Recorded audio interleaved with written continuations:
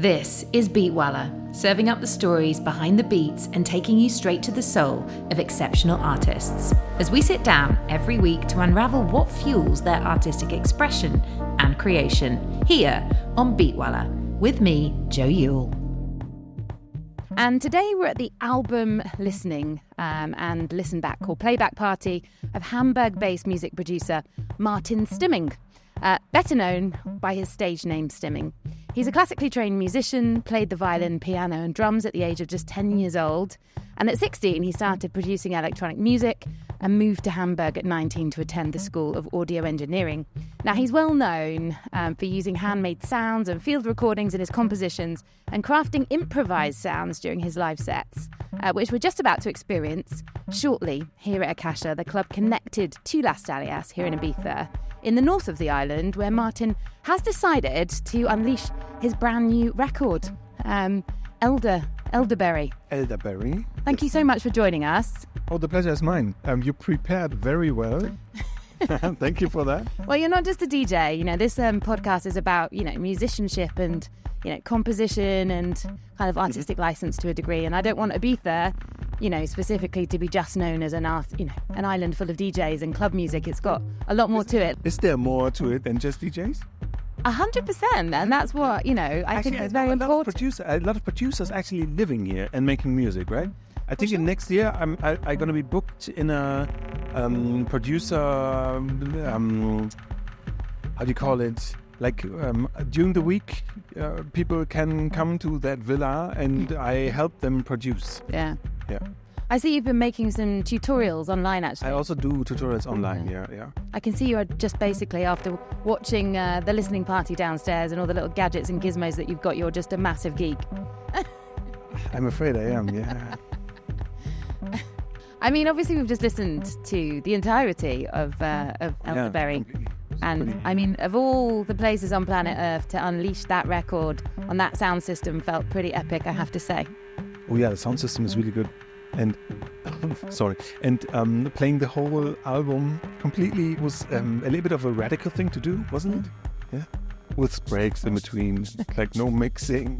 I liked it. I think that's exactly, as I said before, what this island needs. It's like, this is a very music conscious island, and people here have, I think, quite discerning taste. That's right. And to have these kinds of events where people get to unpack and unpick every little nuance and incredibly detailed sound that you have nerdily put together is a really incredible thing. And I've actually not even seen that kind of thing happen before. Not in this club anyway, and certainly not in the north of the island. It's new. Yeah. So he says, giggling nervously. No, I'm not nervous. No, I like the island and me. We have some sort of a little bit of a. I'm always, I don't know. I think it's a special place, right? I'm a bit skeptical about the big business thing which is going on here on the island in terms of the music which is played. Not so much about the big business. The big business is not a problem. There are other big business that are like serious problems. Think about the oil industry, whatever. I don't even have a problem with DJs earning like a freaking lot of money, because there's managers in hedge funds that earn like 100 times more, and they don't make people happy. They just make the working people poorer. So I'm totally fine with the money. With the music, I'm a bit, I don't know. I think it could be, the music that is played on the big venues, I'm a bit skeptical against. But that's why this particular club is just. Oh yeah, that's why, of course. Totally. And the sound system is great, and it has like the soulful club, like as a normal club we used to know in normal Western cities, or basically worldwide cities, which is rare on that island, yeah. But I think, Las Dalias, not a lot of people know that this was the first club on the island, like back in the swinging 60s. Was it? This is where it all began. It obviously looks a little bit different downstairs, although there were quite some wonderful characters I saw grooving to your album at the back of the dance floor, and I was like, yes, that is why we're in the north of the island. Yeah. Yeah, and I mean that's the people I make the music for. I make it for the freaks that are that allow themselves to just dance. I think there's a label called Music for Freaks, actually. Is it?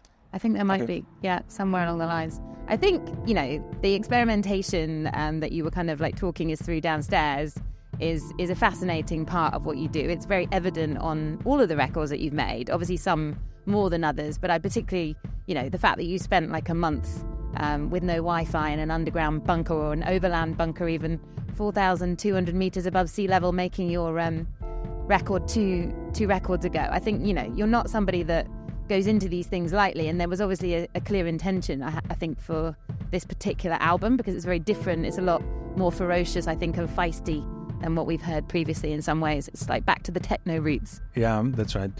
Yeah, it was like a little bit of a concept album, artistic, like in an artistic sense. It had a concept which came out of the reality that I couldn't do any weird action like going to a hut in the Alps or somewhere. I don't know. I have a couple of places that I would love to.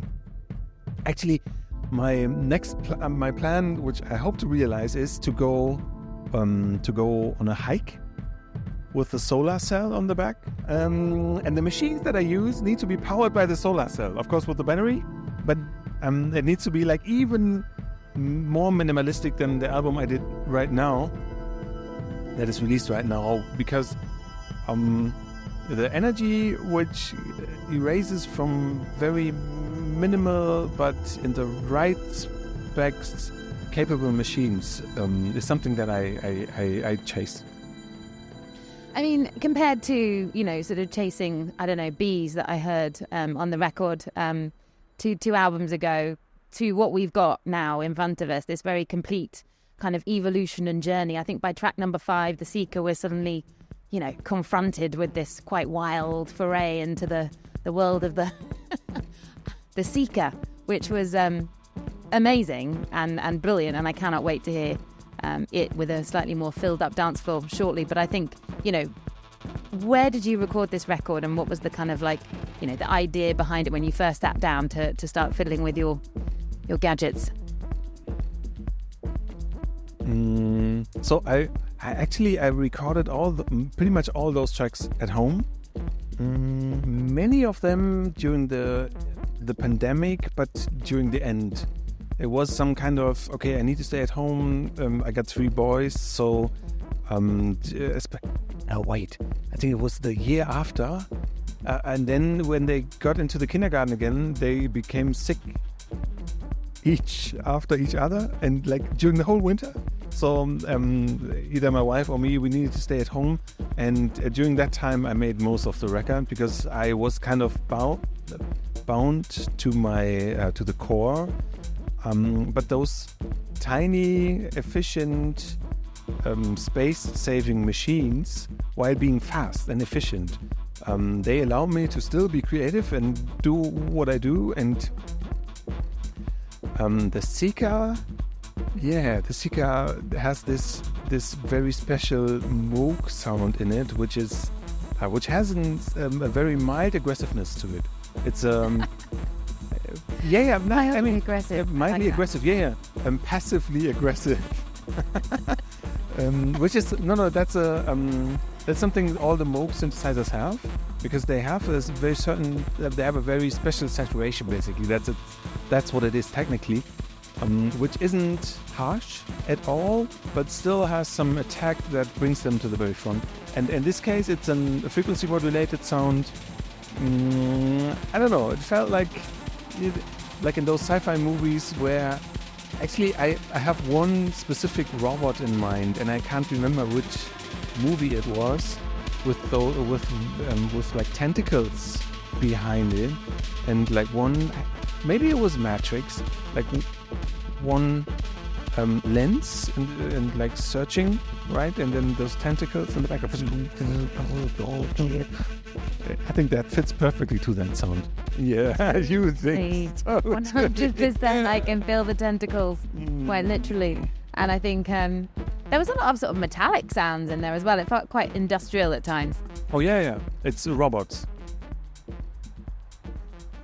It is the time of the robots. What can I say? No, it's the time of the Yeah, I already had. Yeah, we had a couple of drinks already and stuff. Yeah, I mean it's Ibiza, right? Exactly. It's Ibiza time. And yeah, it's really great to have you kind of here sitting on the terrace of Akasha. Like, what made you want to launch the record here on the island? What brought you to... That was the label's idea. Mhm. So I can just put it on them. It's Christopher Coy, and he's like managing the label for Carl Cox. And they focus on live artists. The albums themselves don't need to be made live. I think I'm the first one who took it serious, who took their concept serious as they say. Nevertheless, all the other colleagues on the album, they all play a live set, and that's a trick. And there's some I don't know, like it had the vision of techno being played live and kind of putting the musicianship into focus instead of the... No, I don't want to play it against the DJ, because there are DJs that are totally musicians and they play something as dramatic and as musically interesting, like a classical piece or something. They are out there. I'm totally serious. But it's still like practically something very different if you mix a track 5 minutes after 5 minutes after 5 minutes, which is a little bit like a marathon maybe. Like you need to go a bit slower in your stamina, while a live set is like a sprint always. Yeah, I don't know of many live sets that can play above 1.5, 2 hours. Maybe King, but he's combining loops, and it's like an perpetuum mobile. He can combine any loop with anything, and it just goes on and on. So it's because of his technique, how he built his live set, that allows him to play very long. It's more like the live set play is the real musicianship, and again, I don't want to confront it with the DJ at all. It's just like it's something different. But what made you decide to go on Carl Cox's label then? What drew you to Soundwave? So basically the philosophy. Yeah, because I also believe, because I'm exclusively playing live. I don't DJ. I needed to learn how to use the CDJ this night for playing my tracks, because I don't know how this thing works. And so I like the philosophy. And then the story before is I found an issue with live play, and that is loudness in a technical sense, signal loudness. And there wasn't a machine out there that delivered loudness in a audio engineering sense. Yeah. So I kind of invented it, and it's on the market, and it's freaking expensive, unfortunately, but it works. And Carl Cox bought it for his live set. Oh, wow. And I was like, That's a compliment, yeah. And I was like, okay, I need to send it to Australia. Export, export duties and stuff. And I was like, okay, what are they doing actually? Oh, there's this label. Okay. I always loved Carl Cox for the same energy that I was looking for on my album, because it has this repetitive, it has a very vital percussion-based groove. Since ages, the way he plays, and I really, really like that. I personally really like that, and I'm okay. Yes, this label. It's live sets. It's live techno focus. I might send some music to him, and I have to say, the first draft that I sent was very bad. It was a very, very bad draft, and Christopher Coy still was like, "Oh yeah, that's interesting." Like, okay, cool. So give me another year, and then I come back, and I came. Where does this percussive influence come from that you describe, that you see in Carl's music? Because that's exactly why I love your music and I love his music. It's that kind of tribal feeling. You can really just zone out when you're on the dance floor and just, get into the rhythm of something that's quite repetitive. Yeah. So I grew up in a city near Frankfurt, and basically how we called it back then was Schranz. I think Schräger Tanz or something. I don't know. which was basically Chris Liebing kind of techno in the end of 90s, kind of going on for 5 minutes and then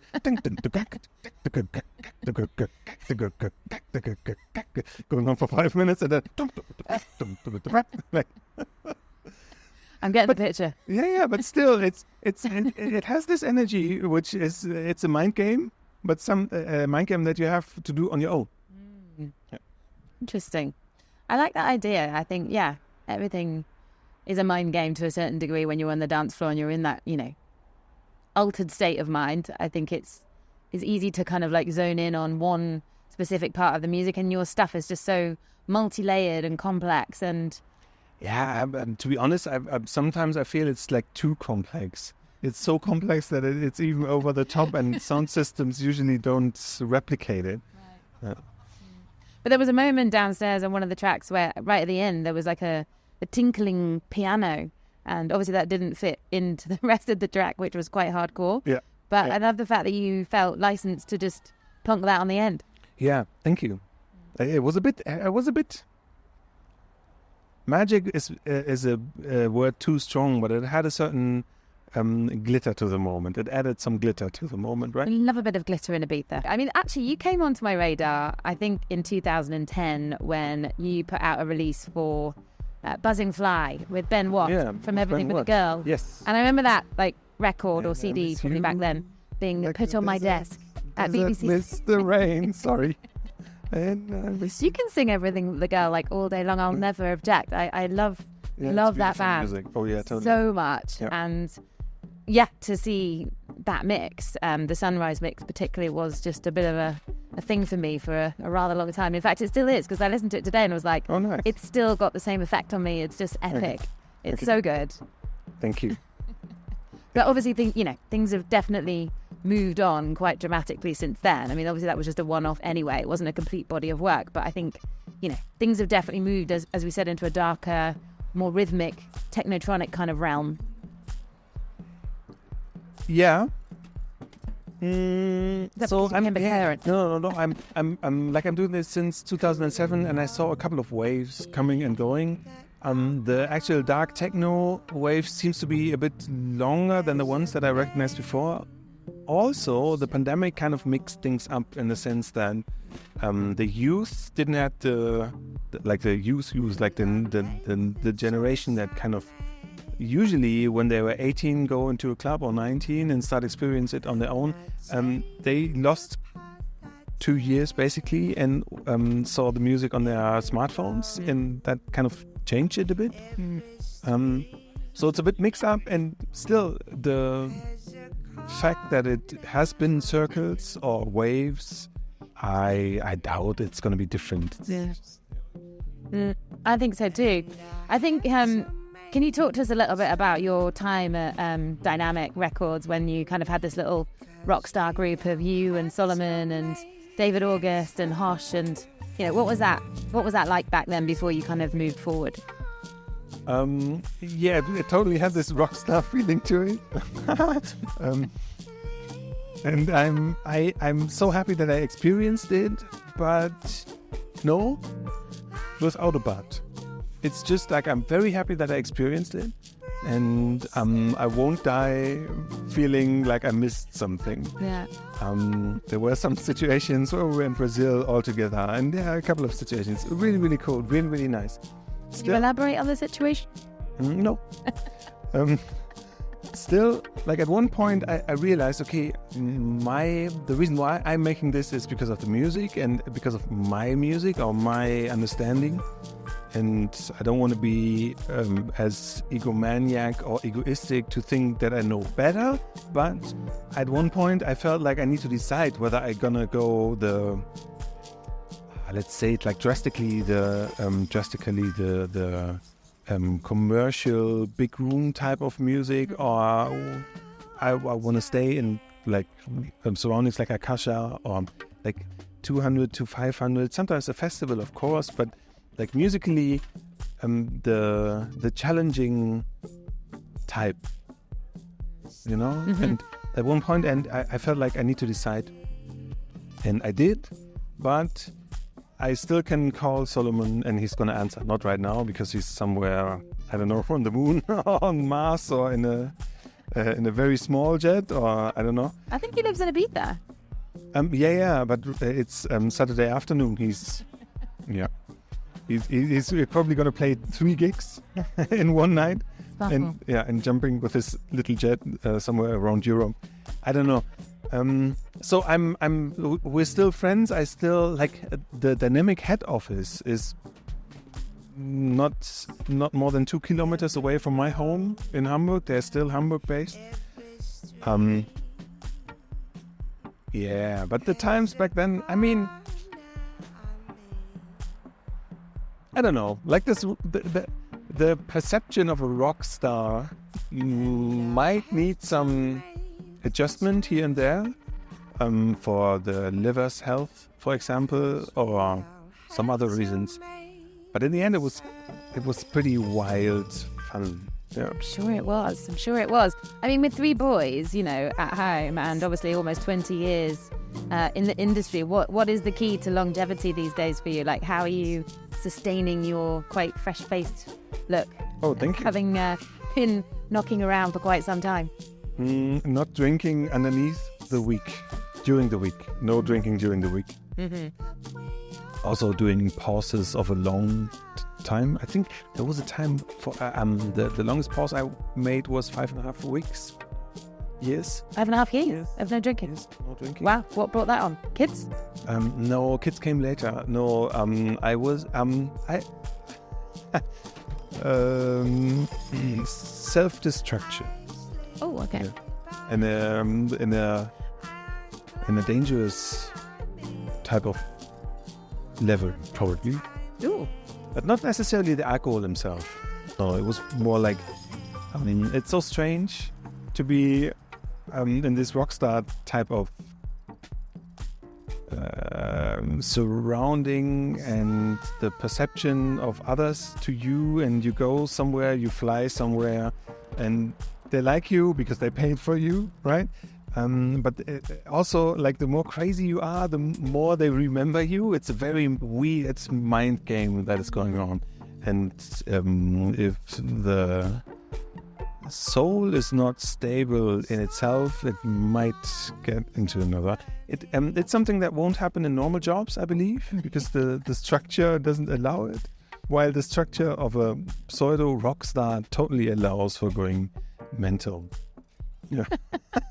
I'm glad you didn't go mental. Then you're Oh yeah. game. Yeah, I'm glad that I reflected. I found out. Yeah. So the music that I hear in clubs before and after I play is not a type of music that I would listen to at home, or that I even found attractive in a sense that, oh, this is very well made or something. It's very functional. So I was just like I was thinking I was in Tokyo on a couple of days ago, and there's this one Fumiya Tanaka, this DJ, who plays a very, very deep, very deep techno, but still a little bit aggressive. So there's I have a couple of DJs that if I was to go out privately to dance, then I would go to their shows, but not to a normal standard DJ, even if he's as famous as he is. I mean, obviously, with the album you just released, it's quite a little bit darker, a little bit deeper, a little bit more techno-based. I mean, there's not perhaps, I don't know which direction you would go in after this, but, judging by the things that you've put such attention to detail on in terms of the way that you've even recorded like a bike, a bike's to hand, or the kind of the development of that sound, and the things that you've recorded in the past, bits of nature. You're obviously a massive audiophile. Where does this absolute obsession with audio come from? Where did it all begin? I'm a massive audiophile. It has been there from the beginning. But where did it come from? I don't know. It's a gift from God. Yeah. Of course, it's a gift.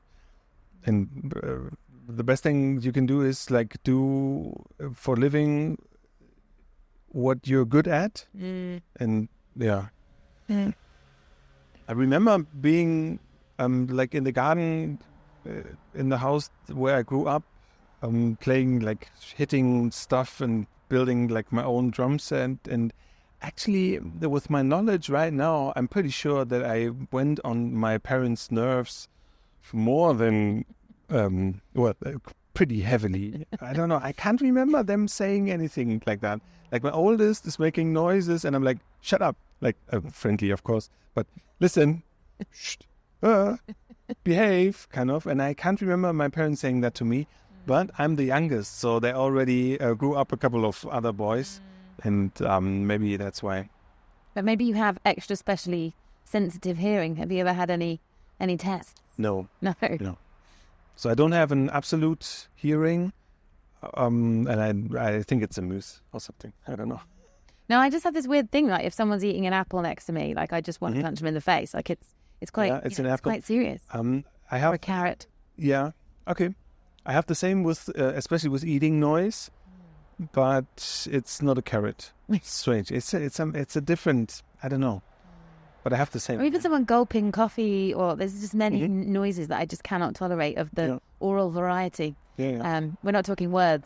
I totally understand. I feel you. I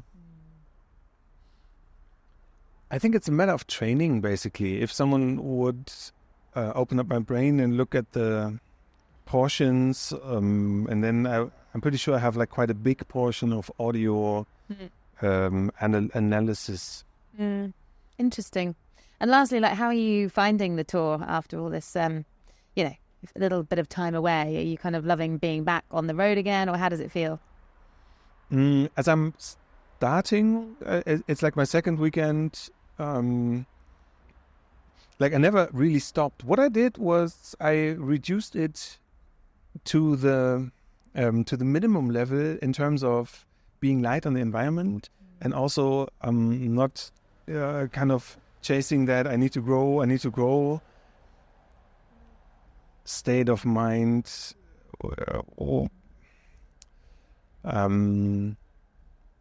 Okay, I need to be careful what I'm saying. So I haven't stopped playing at all, of course, because playing is the only way of making real money. Yeah. But doing it very focused and kind of concentrated. I'm right at the beginning. Ask me in a month again, in 2 months again, and then You're a broken man. No, of course I'm not. I'm from 2007 up until 18. I pretty much played every weekend anyhow. Yeah, so interesting. That's fair play to you. Yeah, it's my body feels like it's an Ausnahme. It's an exception, but every week, like I don't even get really. I'm sorry. Like, okay, now we're in the in jet lag bubble. Yeah, no, in the jet lag. Thank you. No, my amount of words was like this, and now they're like here, English. I need to talk some German, and I can refill. I don't even feel very jet lagged. Of course, I feel bad, but that's like normal. And then after a couple of hours, it's gone again. Yeah. Well, you're just about to go on and unleash your brand new album. Oh yeah. Elderberry on the masses of Ibiza, and I won't hold you Akasha. up any further. Thank you so much for making the time to join us. And it was a pleasure.